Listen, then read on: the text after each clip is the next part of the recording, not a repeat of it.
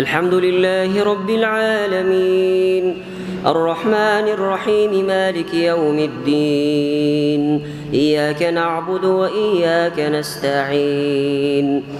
اهدنا الصراط المستقيم صراط الذين أنعمت عليهم غير المغضوب عليهم ولا الضالين.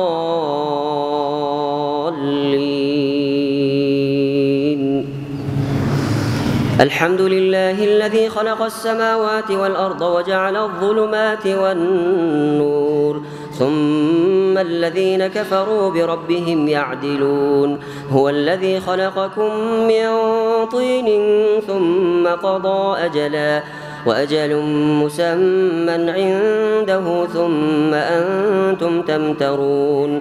وهو الله في السماوات وفي الأرض يعلم سركم وجهركم ويعلم ما تكسبون وما تأتيهم من آية من آيات ربهم إلا كانوا عنها معرضين. فقد كذبوا فسيأتيهم أنباء ما كانوا به يستهزئون. فقد كذبوا بالحق لما جاءهم فسوف يأتيهم أنباء ما كانوا به يستهزئون. ألم يروا كم أهلكنا من قبلهم من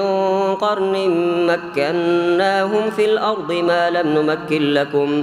وأرسلنا السماء عليهم مدرارا وجعلنا الأنهار تجري من تحتهم فأهلكناهم بذنوبهم وأنشأنا من بعدهم قرنا آخرين. ولو نزلنا عليك كتابا في قرطاس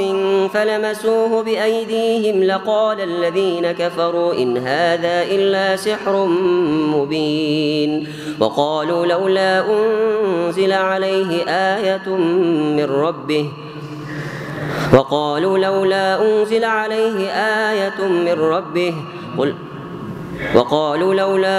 عليه ملك ولو أنزلنا ملكا لقضي الأمر ثم لا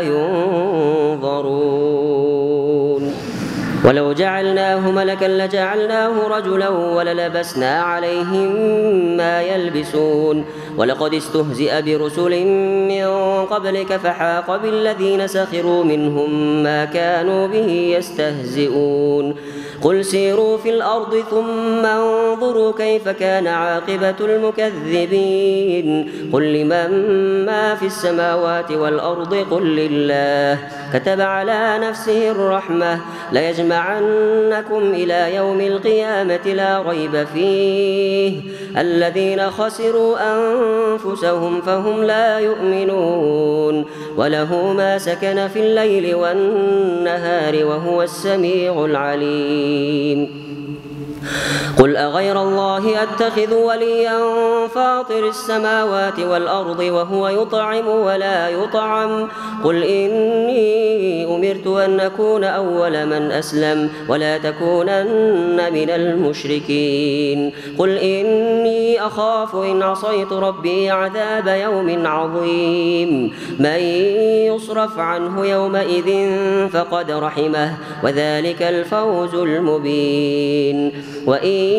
يمسسك الله بضر فلا كاشف له إلا هو وإن يمسسك بخير فهو على كل شيء قدير وهو القاهر فوق عباده وهو الحكيم الخبير. قل أي شيء أكبر شهادة قل الله شهيد بيني وبينكم وأوحي إلي هذا القرآن لأنذركم به ومن بلغ أئنكم لتشهدون أن مع الله آلهة أخرى قل لا أشهد قل إنما هو إله واحد وإنني بريء مما تشركون.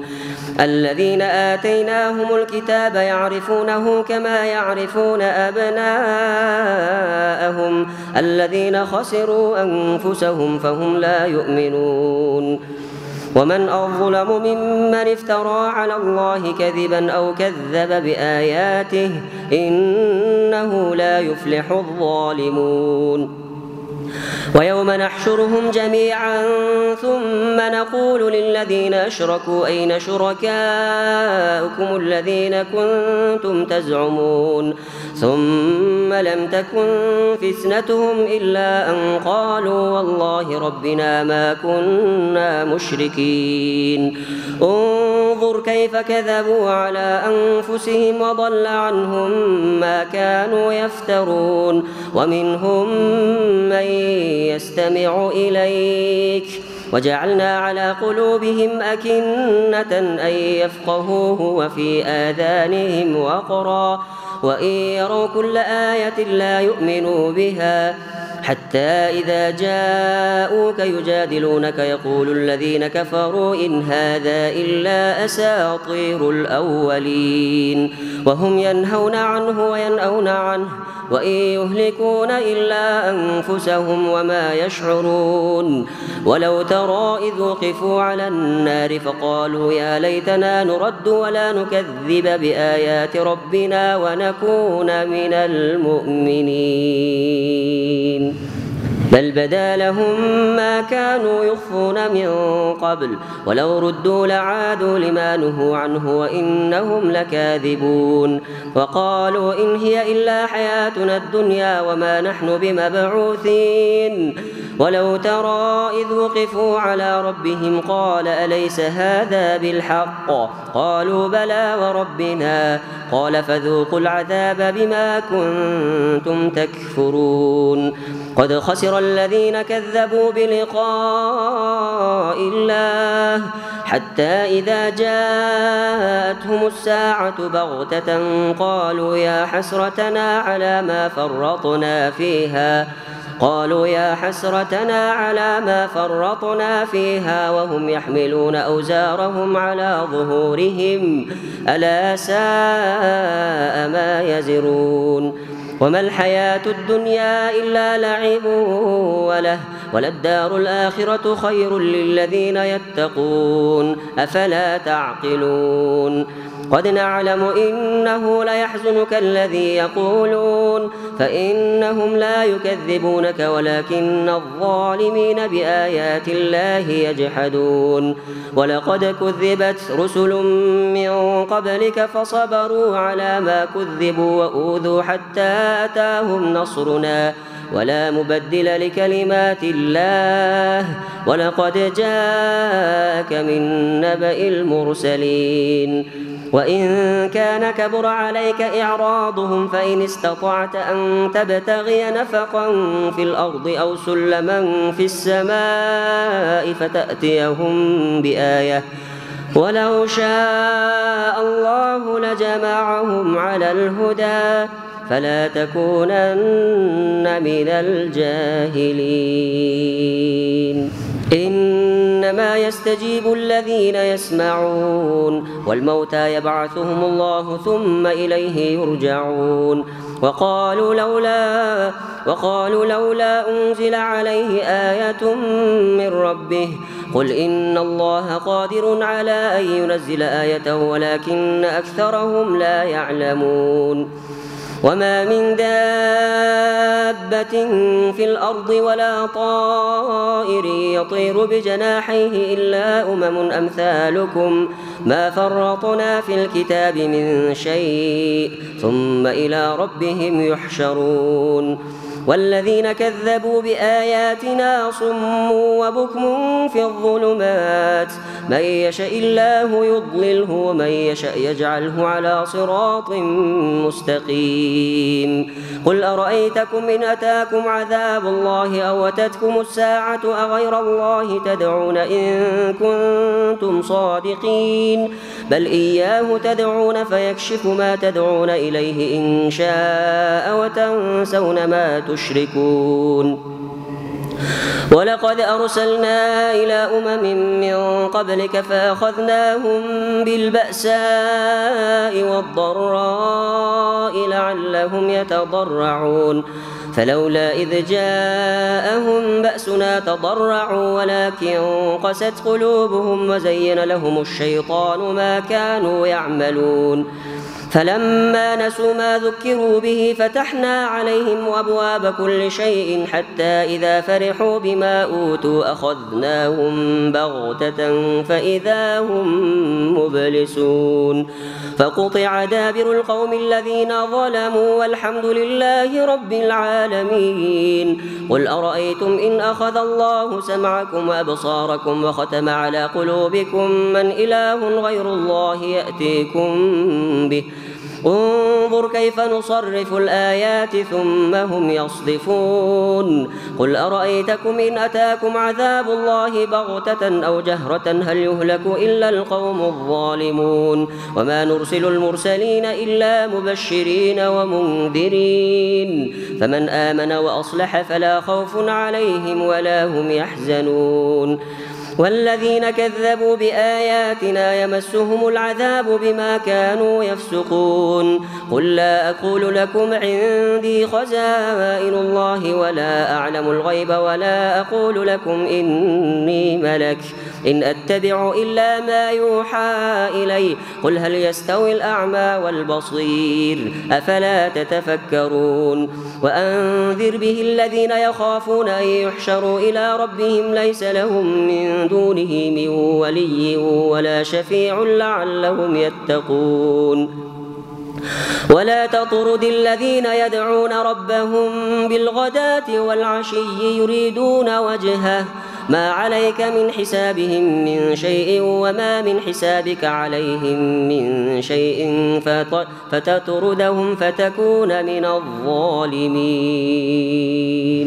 وكذلك فتنا بعضهم ببعض ليقولوا أهؤلاء من الله عليهم من بيننا أليس الله بأعلم بالشاكرين وإذا جاءك الذين يؤمنون بآياتنا فقل سلام عليكم كتب ربكم على نفسه الرحمة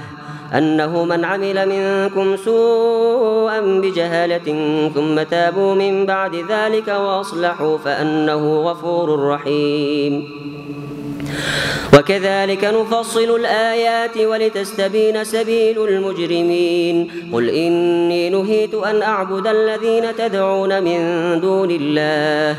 قل لا أتبع أهواءكم قد ضللت إذا وما أنا من المهتدين قل إني على بينة من ربي وكذبتم به ما عندي ما تستعجلون به إن الحكم إلا لله يقص الحق وهو خير الفاصلين قل لو أن عندي ما تستعجلون به لقضي الأمر بيني وبينكم والله أعلم بالظالمين وعنده مفاتح الغيب لا يعلمها إلا هو ويعلم ما في البر والبحر وما تسقط من ورقة إلا يعلمها ولا حبة في ظلمات الأرض ولا رطب ولا يابس إلا في كتاب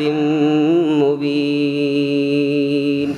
وهو الذي يتوفاكم بالليل ويعلم ما جرحتم بالنهار ثم يبعثكم فيه ليقضى أجل مسمى ثم إليه مرجعكم ثم ينبئكم بما كنتم تعملون وهو القاهر فوق عباده ويرسل عليكم حفظة حتى إذا جاء أحدكم الموت توفته رسلنا وهم لا يفرطون ثم ردوا إلى الله مولاهم الحق ألا له الحكم وهو أسرع الحاسبين قل من ينجيكم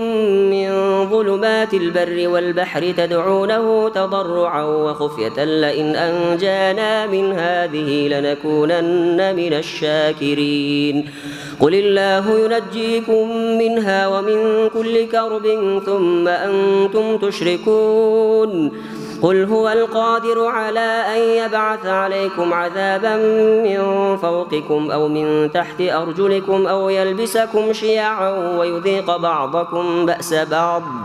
انظر كيف نصرف الآيات لعلهم يفقهون وكذب به قومك وهو الحق قل لست عليكم بوكيل لكل نبأ مستقر وسوف تعلمون وإذا رأيت الذين يخوضون في آياتنا فأعرض عنهم حتى يخوضوا في حديث غيره وإما ينسينك الشيطان فلا تقعد بعد الذكرى مع القوم الظالمين وما على الذين يتقون من حسابهم من شيء ولكن ذكرى لعلهم يتقون وذر الذين اتخذوا دينهم لعبا ولهوا وغرتهم الحياة الدنيا وذكر به أن تبسل نفس بما كسبت ليس لها من دون الله ولي ولا شفيع وإن تعدل كل عدل لا يؤخذ منها أولئك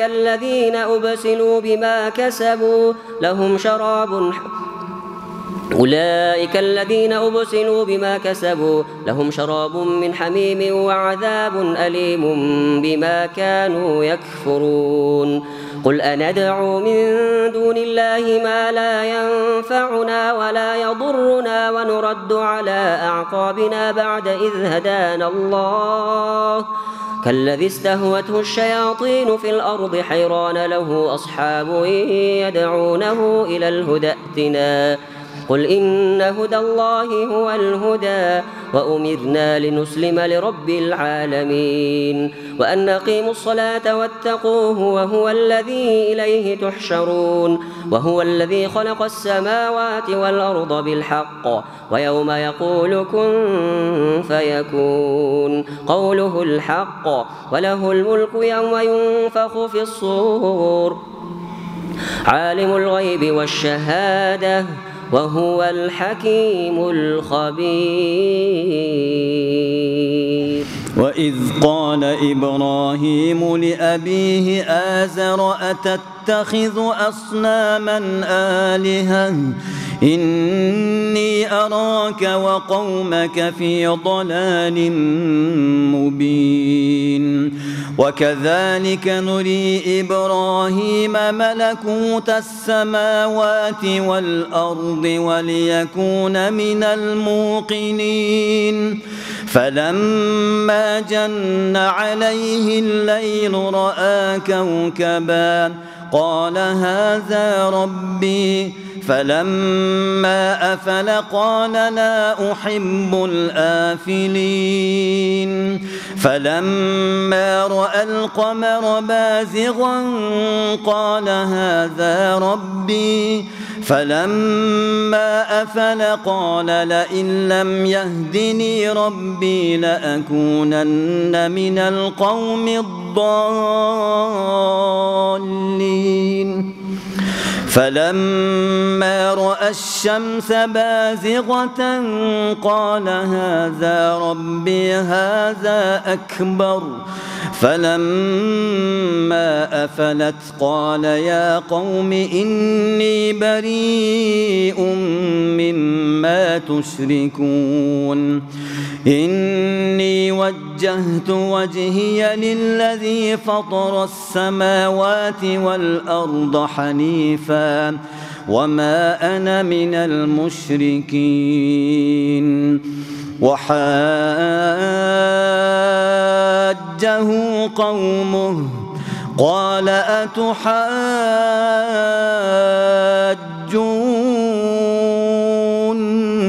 في الله وقد هدان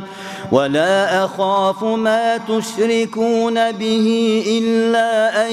يشاء ربي شيئا وسع ربي كل شيء علما أفلا تتذكرون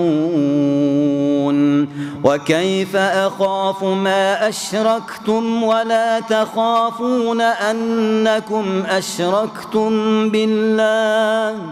ولا تخافون أنكم أشركتم بالله ما لم ينزل به عليكم سلطانا فأي الفريقين أحق بالأمن إن كنتم تعلمون الذين آمنوا ولم يلبسوا إيمانهم بظلم أولئك لهم الأمن وهم مهتدون وتلك حجتنا آتيناها إبراهيم على قومه نرفع درجات من نشاء إن ربك حكيم عليم ووهبنا له إسحاق ويعقوب كلا هدينا ونوحا هدينا من قبل ومن ذريته داود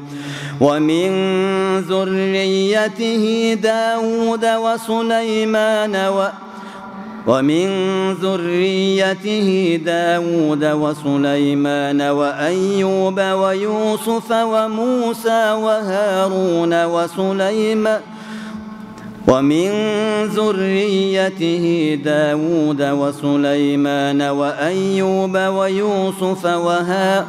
ويوسف وموسى وهارون ومن ذريته داود وسليمان وأيوب ويوسف وموسى وهارون وكذلك نجزي المحسنين وزكريا ويحيى وعيسى وإلياس كل من الصالحين وإسماعيل واليسع ويونس ولوطا وكلا فضلنا على العالمين ومن آبائهم وذرياتهم وإخوانهم واجتبيناهم وهديناهم إلى صراط مستقيم ذلك هدى الله يهدي به من يشاء من عباده ولو أشركوا لحبط عنهم ما كانوا يعملون أولئك الذين آتيناهم الكتاب والحكم والنبوة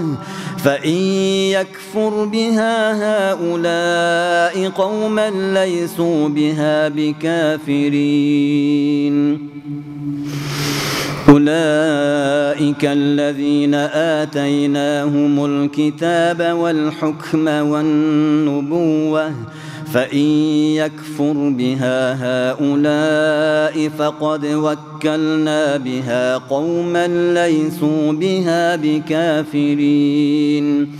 أولئك الذين هدى الله فبهداه مقتده قل لا أسألكم عليه أجرا إن هو إلا ذكرى للعالمين وما قدروا الله حق قدره إذ قالوا ما أنزل الله على بشر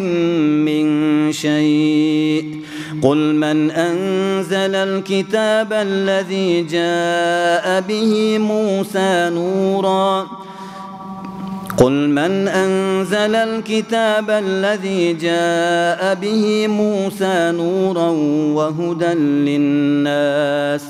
وهدى للناس تجعلونه قراطيس تبدونها وتخفون كثيرا وعلمتم ما لم تعلموا أنتم ولا آباؤكم قل الله ثم ذرهم في خوضهم يلعبون وهذا كتاب أنزلناه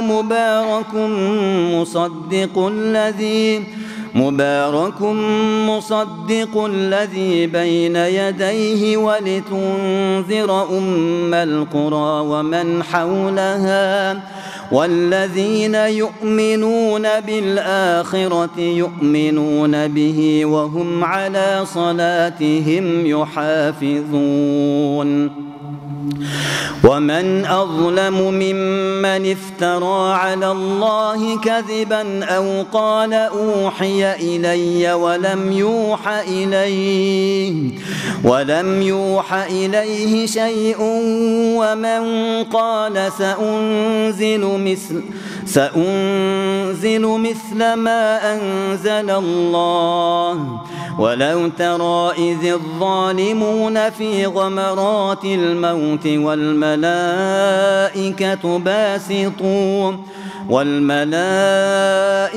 باسطوا أيديهم أخرجوا أنفسكم اليوم تجزون عذاب الهون بما كنتم تقولون على الله غير الحق وكنتم عن آياته تستكبرون ولقد جئتمونا فرادا كما خلقناكم أول مرة وتركتم ما خولناكم وراء ظهوركم وما نرى معكم شفعاءكم الذين زعمتم أنهم فيكم شركاء لقد تقطع بينكم وضل عنكم ما كنتم تزعمون ووهبنا له إسحاق ويعقوب كلا هدينا ونوحا هدينا من قبل ومن ذريته داود وسليمان وأيوب ويوسف وموسى وهارون وكذلك نجزي المحسنين إن الله فالق الحب والنوى يخرج الحي من الميت ومخرج الميت من الحي ذلكم الله فأنى تؤفكون فالق الإصباح وجعل الليل سكنا والشمس والقمر حسبانا ذلك تقدير العزيز العليم وهو الذي جعل لكم النجوم لتهتدوا بها في ظلمات البر والبحر قد فصلنا الآيات لقوم يعلمون وهو الذي أنشأكم من نفس واحدة فمستقر ومستودع قد فصلنا الآيات لقوم يفقهون وهو الذي أنزل من السماء ماء فأخرجنا به نبات كل شيء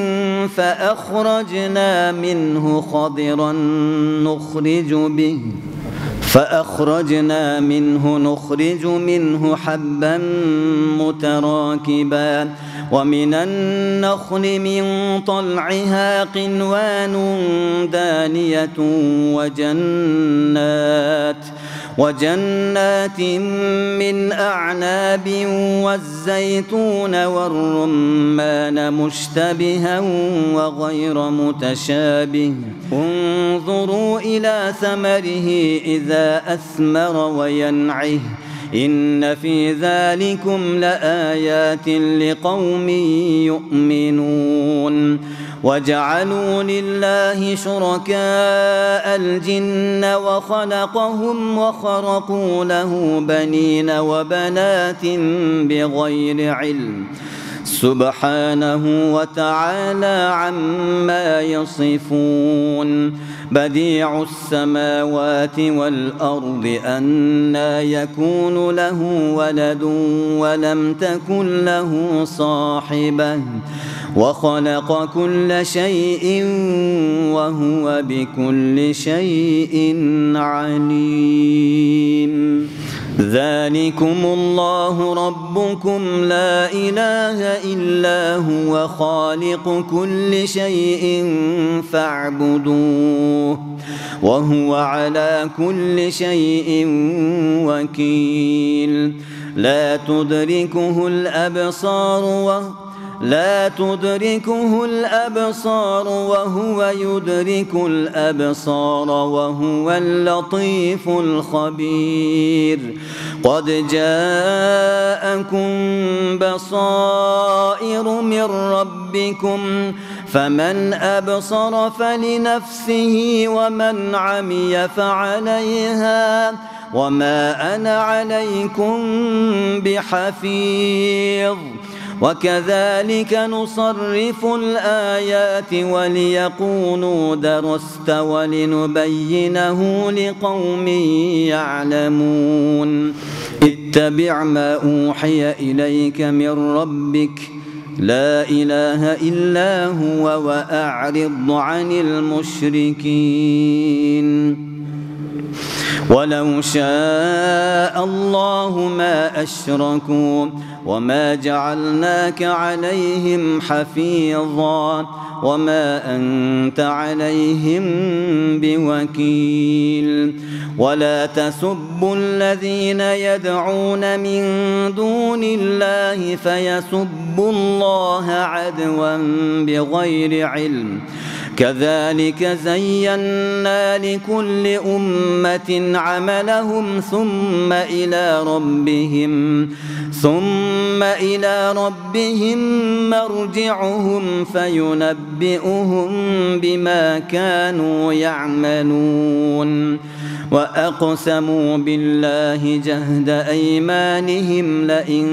جاءتهم آية ليؤمنن بها قل إنما الآيات عند الله وما يشعركم أنها إذا جاءت لا يؤمنون ونقلب أفئدتهم وأبصارهم كما لم يؤمنوا به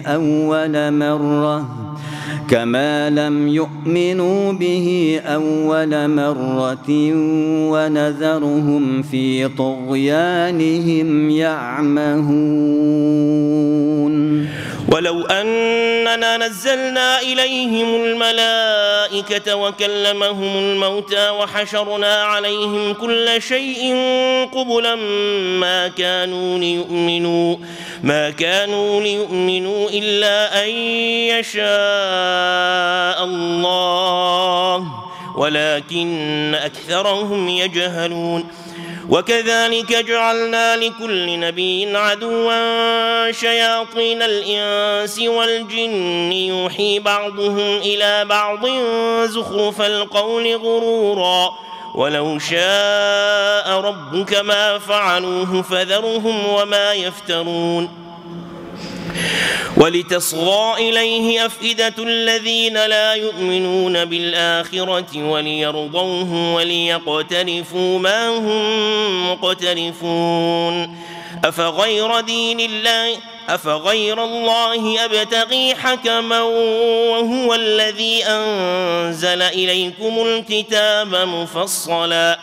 والذين آتيناهم الكتاب يعلمون أنه منزل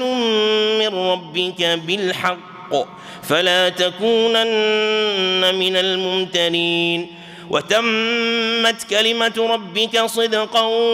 وعدلا لا مبدل لكلماته وهو السميع العليم وإن تطع أكثر من في الأرض يضلوك عن سبيل الله إن يتبعون إلا الظن وإن هم إلا يخرصون إن ربك هو أعلم من يضل عن سبيله وهو أعلم بالمهتدين فكلوا مما ذكر اسم الله عليه إن كنتم بآياته مؤمنين وما لكم ألا تأكلوا مما ذكر اسم الله عليه وقد فصل لكم ما حرم عليكم إلا ما اضطررتم إليه وإن كثيرا ليضلون بأهوائهم بغير علم إن ربك هو أعلم بالمعتدين وذروا ظاهر الإثم وباطنه إن الذين يكسبون الإثم سيجزون بما كانوا يقترفون ولا تأكلوا مما لم يذكر اسم الله عليه وإنه لفسق وإن الشياطين ليوحون إلى أوليائهم ليجادلوكم وإن أطعتموهم إنكم لمشركون أومن كان ميتا فأحييناه وجعلنا له نورا يمشي به في الناس كمن مثله في الظلمات ليس بخارج منها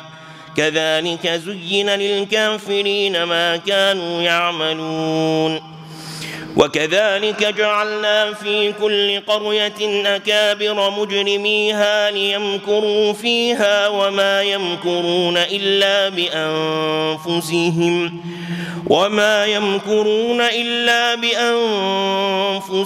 وما يشعرون وإذا جاءتهم آية قالوا لن نؤمن حتى نؤتى مثل ما أوتي رسل الله أعلم حيث يجعل رسالته سيصيب الذين أجرموا صغار عند الله وعذاب شديد بما كانوا يمكرون فمن يرد الله أن يهديه يشرح صدره للإسلام ومن يرد أن يضله يجعل صدره ضيقا حرجا كأنما يصعد في السماء كذلك يجعل الله الرجس على الذين لا يؤمنون وهذا صراط ربك مستقيما قد فصلنا الآيات لقوم يذكرون لهم دار السلام عند ربهم وهو وليهم بما كانوا يعملون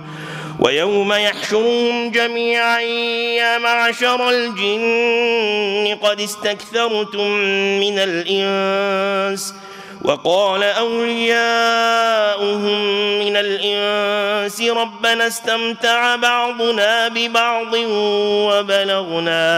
وبلغنا أجلنا الذي أجلت لنا قال النار مثواكم خالدين فيها إلا ما شاء الله إن ربك حكيم عليم وكذلك نولي بعض الظالمين بعضا بما كانوا يكسبون يا معشر الجن والإنس ألم يأتكم رسل منكم يقصون عليكم آياتي وينذرونكم لقاء يومكم هذا قالوا شهدنا على أنفسنا وغرتهم الحياة الدنيا وشهدوا على أنفسهم أنهم كانوا كافرين ذلك أن لم يكن ربك مهلك القرى بظلم وأهلها غافلون ولكل درجات مما عملوا وما ربك بغافل عما يعملون وربك الغني ذو الرحمة إن يشأ يذهبكم ويستخلف من بعدكم ما يشاء كما أنشأكم من ذرية قوم آخرين إنما توعدون لآت وما أنتم بمعجزين قل يا قوم اعملوا على مكانتكم إني عامل فسوف تعلمون من تكون له عاقبة الدار إنه لا يفلح الظالمون وجعلوا لله مما ذرأ من الحرث والأنعام نصيبا فقالوا هذا لله بزعمهم وهذا لشركائنا فما كان لشركائهم فلا يصل إلى الله وما كان لله فهو يصل إلى شركائهم ساء ما يحكمون وكذلك زين لكثير من المشركين قتل أولادهم شركاؤهم ليردوهم وليلبسوا عليهم دينهم ولو شاء الله ما فعلوه فذرهم وما يفترون وقالوا هذه أنعام وحرث حجر لا يطعمها إلا من نشاء بزعمهم وأنعام حرمت ظهورها وأنعام لا يذكرون اسم الله عليها افتراء عليه سيجزيهم بما كانوا يفترون وقالوا ما في بطون هذه الأنعام خالصة لذكورنا ومحرم على أزواجنا وإن يكن ميتة فهم فيه شركاء سيجزيهم وصفهم إنه حكيم عليم قد خسر الذين قتلوا أولادهم سفها بغير علم وحرموا ما رزقهم الله افتراء على الله قد ضلوا وما كانوا مهتدين وهو الذي أنشأ جنات معروشات وغير معروشات والنخل والزرع مختلفا أكله والزيتون والرمان متشابها وغير متشابه كلوا من ثمره إذا أثمر وآتوا حقه يوم حصاده ولا تسرفوا إنه لا يحب المسرفين ومن الأنعام حمولة وفرشا كلوا مما رزقكم الله ولا تتبعوا خطوات الشيطان إنه لكم عدو مبين 8 أزواج من الضأن 2 ومن المعز 2 قل الذكرين حرم أم الأنثيين أما اشتملت عليه أرحام الأنثيين نبئوني بعلم إن كنتم صادقين ومن الإبل 2 ومن البقر 2 قل الذكرين حرم أم الأنثيين أما اشتملت عليه أرحام الأنثيين أم كنتم شهداء إذ وصاكم الله بهذا فمن أظلم ممن افترى على الله كذبا ليضل الناس بغير علم إن الله لا يهدي القوم الظالمين قل لا أجد فيما أوحي إلي محرما على طاعم يطعمه إلا أن يكون ميتة أو دما مسفوحا أو لحم خنزير فإنه رجس أو فسقا أهل لغير الله به فمن اضطر غير باغ ولا عاد فإن ربك غفور رحيم وعلى الذين هادوا حرمنا كل ذي ظفر ومن البقر والغنم حرمنا عليهم شحومهما إلا ما حملت ظهورهما أو الحوايا أو ما اختلط بعظم ذلك جزيناهم ببغيهم وإنا لصادقون فإن كذبوك فقل ربكم ذو رحمة واسعة ولا يرد بأسه عن القوم المجرمين سيقول الذين أشركوا لو شاء الله ما أشركنا ولا آباؤنا ولا حرمنا من شيء كذلك كذب الذين من قبلهم حتى ذاقوا بأسنا قل هل عندكم من علم فتخرجوه لنا إن تتبعون إلا الظن وإن أنتم إلا تخرصون قل فلله الحجة البالغة فلو شاء لهداكم أجمعين قل هلم شهداءكم الذين يشهدون أن الله حرم هذا فإن شهدوا فلا تشهد معهم ولا تتبع أهواء الذين كذبوا بآياتنا والذين لا يؤمنون بالآخرة وهم بربهم يعدلون قل تعالوا أتل ما حرم ربكم عليكم ألا تشركوا به شيئا وبالوالدين إحسانا ولا تقتلوا أولادكم من إملاق نحن نرزقكم وإياهم ولا تقربوا الفواحش ما ظهر منها وما بطن ولا تقتلوا النفس التي حرم الله إلا بالحق ذلكم وصاكم به لعلكم تعقلون ولا تقربوا مال اليتيم إلا بالتي هي أحسن حتى يبلغ أشده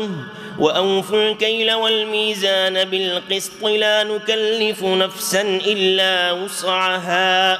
وإذا قلتم فاعدلوا ولو كان ذا قربى وبعهد الله أوفوا ذلكم وصاكم به لعلكم تذكرون وأن هذا صراطي مستقيما فاتبعوه ولا تتبعوا السبل فتفرق بكم عن سبيله ذلكم وصاكم به لعلكم تتقون ثم آتينا موسى الكتاب تماما على الذي أحسن وتفصيلا لكل شيء وهدى ورحمة لعلهم بلقاء ربهم يؤمنون وهذا كتاب أنزلناه مبارك فاتبعوه واتقوا لعلكم ترحمون أن تقولوا إنما أنزل الكتاب على طائفتين من قبلنا وإن كنا عن دراستهم لغافلين أو تقولوا لو أنا أنزل علينا الكتاب لكنا أهدى منهم فقد جاءكم بينة من ربكم وهدى ورحمة فمن أظلم ممن كذب بآيات الله وصدف عنها سنجزي الذين يصدفون عن آياتنا سوء العذاب بما كانوا يصدفون هل ينظرون إلا أن تأتيهم الملائكة أو يأتي ربك أو يأتي بعض آيات ربك يوم يأتي بعض آيات ربك لا ينفع نفسا إيمانها لم تكن آمنت من قبل أو كسبت في إيمانها خيرا قل انتظروا إنا منتظرون إن الذين فرقوا دينهم وكانوا شيعا لست منهم في شيء إنما أمرهم إلى الله ثم ينبئهم بما كانوا يفعلون من جاء بالحسنة فله عشر أمثالها ومن جاء بالسيئة فلا يجزى إلا مثلها وهم لا يظلمون قل إنني هداني ربي إلى صراط مستقيم دينا قيما ملة إبراهيم حنيفا وما كان من المشركين قل إن صلاتي ونسكي ومحياي ومماتي لله رب العالمين لا شريك له وبذلك أمرت وأنا أول المسلمين قل أغير الله أبغي ربا وهو رب كل شيء ولا تكسب كل نفس إلا عليها ولا تزر وازرة وزر أخرى ثم إلى ربكم مرجعكم فينبئكم بما كنتم فيه تختلفون وهو الذي جعلكم خلائف الأرض